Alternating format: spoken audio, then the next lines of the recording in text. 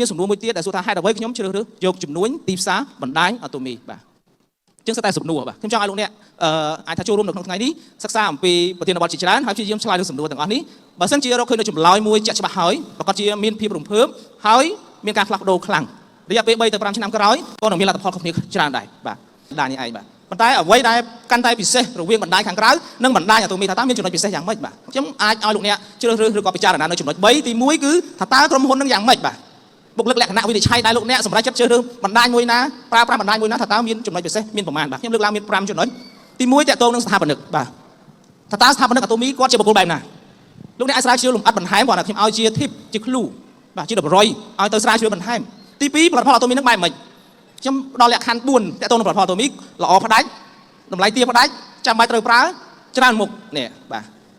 ហើយនៅការទីផ្សារនឹងយ៉ាងម៉េចបាទចុះឈ្មោះយកលុយអត់ទិញកញ្ចប់អត់ទិញប្រចាំខែអត់កំណត់ចំនួនសមាជិកកំណត់ចំនួនប្រទេសដែរអត់យើងអាចស្រូបបន្ទុកស្រូបប្រយោជន៍ពីបណ្ដាញអាតូមីជាលក្ខណៈសកលដែរឬក៏អត់បាទប្រព័ន្ធអាតូមីបាទប្រព័ន្ធអាតូមីមាន2មួយប្រព័ន្ធអនឡាញមួយទៀតគឺប្រព័ន្ធអប់រំប្រព័ន្ធជំនួយ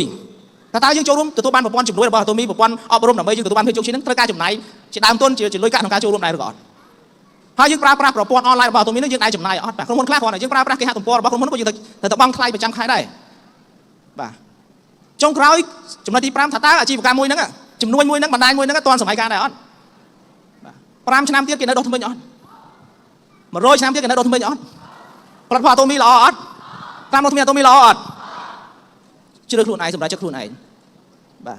ចំណុចទី2គុណប្រយោជន៍ដែលយើងចាប់ផ្ដើមនៅក្នុងអាជីវកម្មមួយហ្នឹងគឺពិបាកអត់បើសិនជាអត់តម្រូវឲ្យចូលឈ្មោះអត់ទិញកញ្ចប់អត់ទិញប្រចាំខែផងបាទអត់ត្រូវការមានលក្ខខណ្ឌ5ខាងលើហ្នឹងគុណប្រយោជន៍នៅក្នុងជំនួយអាតូមីគឺងាយស្រួលក្នុងការចាប់ផ្ដើមហើយទទួលបានប្រយោជន៍ត្រឡប់មកវិញតាមរយៈលក្ខខណ្ឌផែនការទីផ្សារគឺចំណូលនឹងឯងបាទហើយមានភាពយូរអង្វែងរាប់រយឆ្នាំទៅមុខទៀតដោយសារតែក្រុមហ៊ុនមានភាពរឹងមាំខ្លាំងបាទហើយអ្វីដែលខ្ញុំទទួលបានដែលខ្ញុំសម្រេចចិត្តថាហេតុអីបានខ្ញុំធ្វើជំនួយអាតូមីដោយសារតែខ្ញុំឬក៏លោកអ្នកដែលសម្រេចចិត្តធ្វើជំនួយអាតូមីនឹងទទួលបាននៅជីវិតមួយដែលមានតុល្យភាពคล้ายជាអ្នកម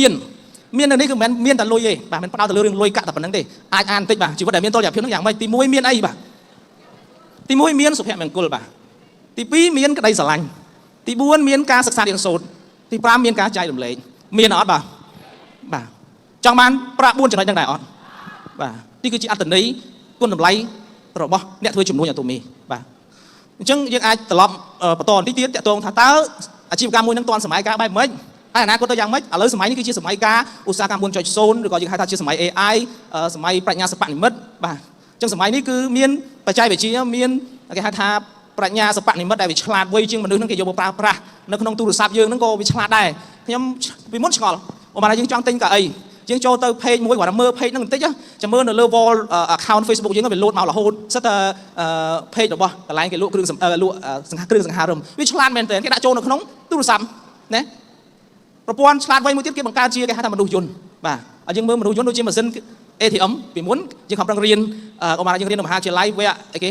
ហៅវត្ថុនឹងធនាគារសង្ឃឹមថាចប់ទៅធ្វើការនៅធនាគារអាចថាចាប់ដើមជាមួយនឹងអ្នករាប់លុយទៅចុះបេឡាទៅចុះតែមានណាឥឡូវនឹងគេដាក់សិនម៉ាស៊ីនរាប់លុយម៉ាស៊ីនដកលុយអស់បាទ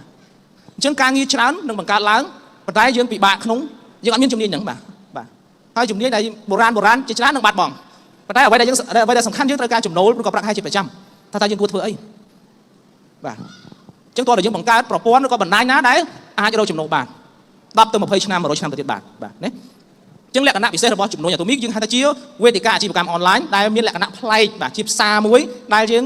មុនដំបូងយើងគាត់ជាអ្នកប្រើផ្សារហ្នឹងទេប៉ុន្តែក្រោយមកយើងអាចបំលែងខ្លួនឯងពីអ្នកប្រើប្រាស់ជាអ្នកចែកចាយជាអ្នកជាម្ចាស់អាជីវកម្មជាម្ចាស់ផ្សារអនឡាញហ្នឹងតែម្ដងតែមានទីផ្សាររហូតដល់57ប្រទេស26ប្រទេសដែលបើកជាផ្លូវការហើយនៅអឺរ៉ុប31ប្រទេសទៀតគឺអាចទិញទំនិញបានអស់ចាប៉ុណ្ណាអញ្ចឹងវិសាលភាពនៅក្នុងសម័យកាល 4.0 នេះគឺมันមានដែនកំណត់ឬក៏มันមានកំណត់ទីផ្សារនោះទេបាទ